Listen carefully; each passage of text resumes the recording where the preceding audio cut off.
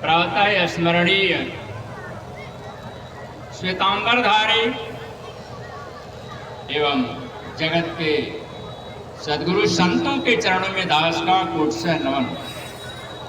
एवं जितने भी यहाँ मेरी बहनें बैठी हैं, मातृशक्तियाँ हैं और समाज के विद्वत वर्ग पुरोधा जो बैठे हुए हैं, सबको दास का नमन। बहुत देर से आप लोगों ने संकीर्तन का आनंद लिया।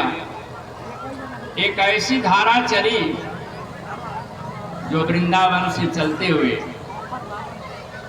और ऐरौली ग्राम में पहुंचे और पहुंच करके उन्होंने ऐसा किया कि ऐरौली ग्राम को ऐरौली धाम में परिवर्तित कर दिया। यह हमारे लिए बड़े सौभाग्य की बात है। और कोई भी जब संत चरण में जाता है, प्रभु के सानिध्य में जाता है, संतों के सानिध्य में जाता है, प्रेमियों के सानिध्य में जाता है, तो प्रेममय हो जाता है। यहाँ आचार्य जी, मास्टर साहब और यहाँ के जो भी विद्वत लोग इस सनातन धर्म की जागृति के लिए जो अभियान छेड़ा है, सोई हुई वीणा के तार को झंकृत कर दिया और सबके अंदर एक प्रेम का संचार किया। ये बहुत महत्वपूर्ण है। और ऐसे आचार्य जी, ऐसे संतों को मेरा बार बार नमन वंदन और इस ग्राम, इस धरती को मेरा नमन। चलिए अब हम थोड़ी सी चर्चा को आगे बढ़ाते हैं। पहले तो संतों के दरबार में होता क्या है।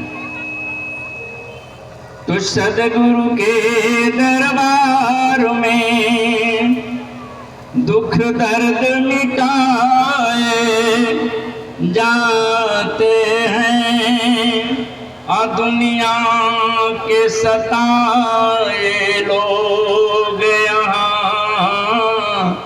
सीने से लगाए जाते हैं।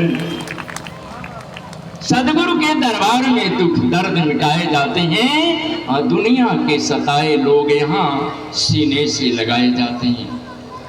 अभी आचार्य जी ने बड़ा नम्र जगह पर दुखहीन नस को छेड़ा। क्या कि मेरा समाज आज टूट रहा है क्योंकि हम जातियों में बंट गए, संप्रदायों में बंट गए। और जिस दिन संप्रदाय मिट जाएंगे, जातियां मिट जाएंगी, प्रेम की धारा बहेगी, उस दिन ये मेरा भारत का स्वरूप कुछ और ही होगा। अरे जाति पाति का भेद न माने, वही श्रेष्ठ ज्ञानी है। दया धर्म जिसमें हो सबसे, वही पूज्य प्राणी है।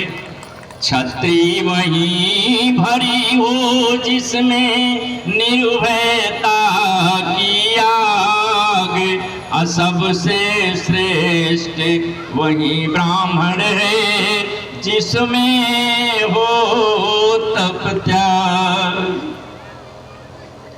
छत्री वही भरी हो जिसमें निर्भयता की आग, जिसमें भय नहीं हो और जिस ब्राह्मण में त्याग नहीं, तपस्या नहीं, वह ब्राह्मण नहीं, हो तो चंडाल है।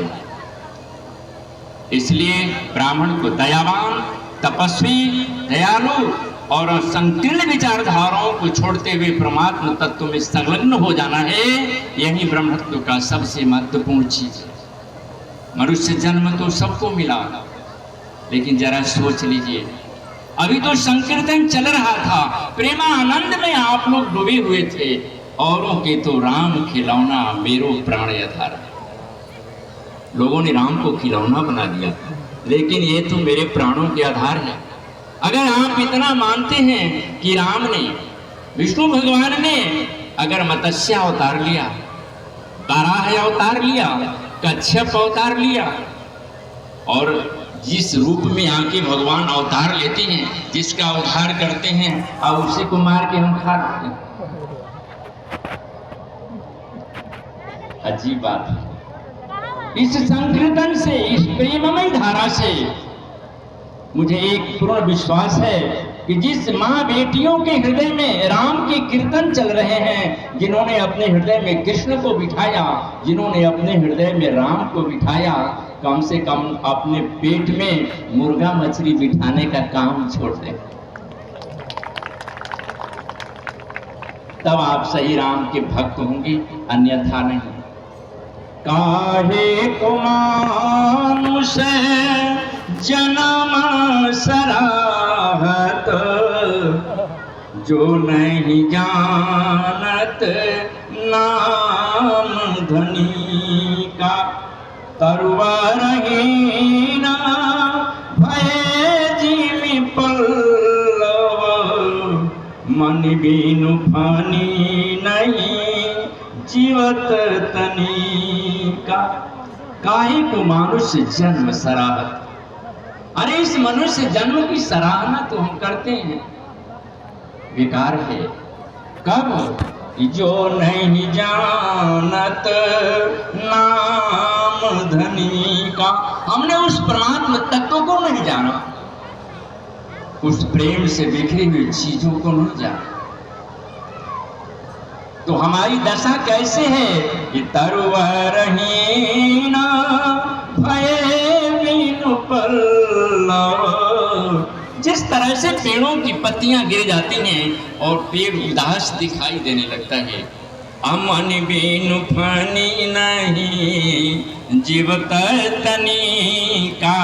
आज जिस फणिंद्र को, जिस सर्प को मणि है और कोई उसका मणि छीन ले तो एक ही क्षण में उसकी मृत्यु हो जाती है, तो जो आपसे प्रेम को छीन ले, परमात्मा को छीन ले और आपके अंदर से संकीर्तन भजन को छीन ले, तो आपकी दशा वैसे ही हो जाएगी जैसे एक फणिंद्र सर्प का मणि छीन जाता है।